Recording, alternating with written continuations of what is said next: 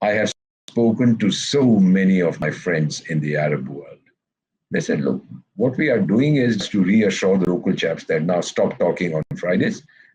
Enough is enough. What's gone is gone. The woman has said, I'm sorry. So there. You know what? What happened in Nigeria? I was there when this Charlie Hebdo thing was going on.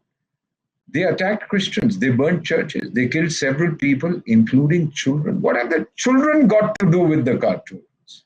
Christians were beaten to death on the streets by the mobs. And it was all politically motivated to gain influence. Let me also tell you something else. There's the University of Maryland in USA. It maintains a global terrorism database, and its 2021 version records over 200,000 terrorist incidents since 1970.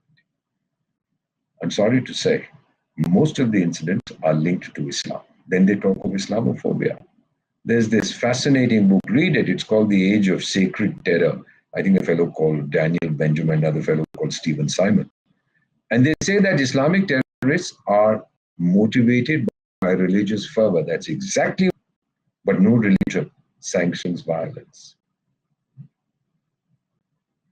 The attacks by Islamic radicals, they are not political or strategic, but they are an act of redemption, according to the book, meant to humiliate and slaughter those who defy the hegemony of their God.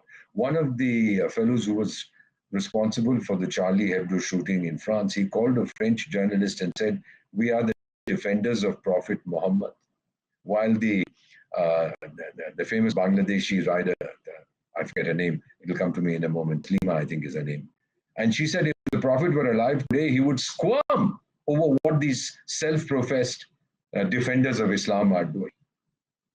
You know, non-Muslims today believe that Muslims are intolerant of others' points of view. That's not the way the world goes around. Many years ago, The Economist carried a cover cartoon depicting a new clash of civilizations with a horse-mounted crusader and a Moor ready to pounce on each other. And it carried the caption, "Oh no, not again." And I remember a cartoon in an American newspaper after a wanted Muslim terrorist was eliminated in some country. It had the caption, and this is interesting, again, forgive me for saying this, you're a young lady. It said, "Warm up the virgins, here I come." Well, there is enough evidence that Muslims can be very violent when it comes to religion.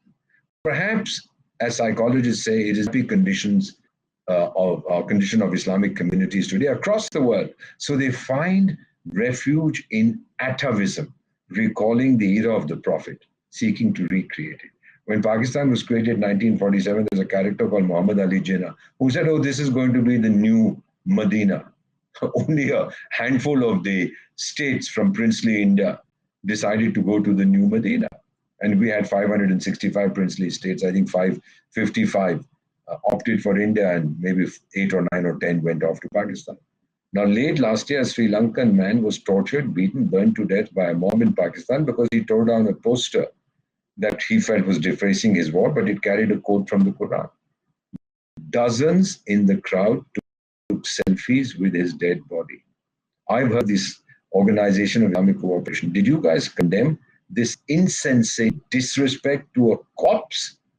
And recently, over 50 people were killed in a Catholic church in Nigeria by Muslim attackers. Did you condemn that? I don't think I've seen that. Now, the ruling party in India, given our secular ethos, has taken action.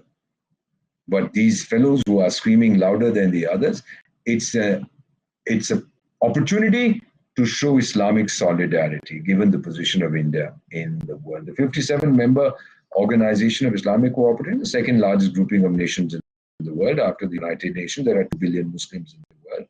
Well, more power to them. 40 of the 57 members of the OIC, Organization of Islamic Cooperation, are involved in a conflict situation with another member. You know, you have the Pakistan-Afghanistan conflict, both Muslims. Iran, Saudi Arabia, both Muslims. Yemen, UAE, and Saudi Arabia, both all Muslims. Sudan, Chad, both Muslims.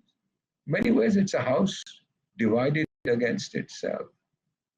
And then they start condemning what has happened and the insults to Muslims in India, etc. Who's telling you all this? We rejected it totally.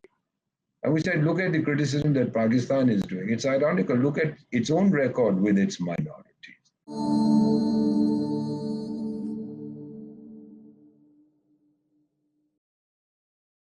Please remember to subscribe to us and switch on the notifications for this channel. For our other social media links, more content, and to support our work, please visit citti.net. Dhanyavad. Namaskar.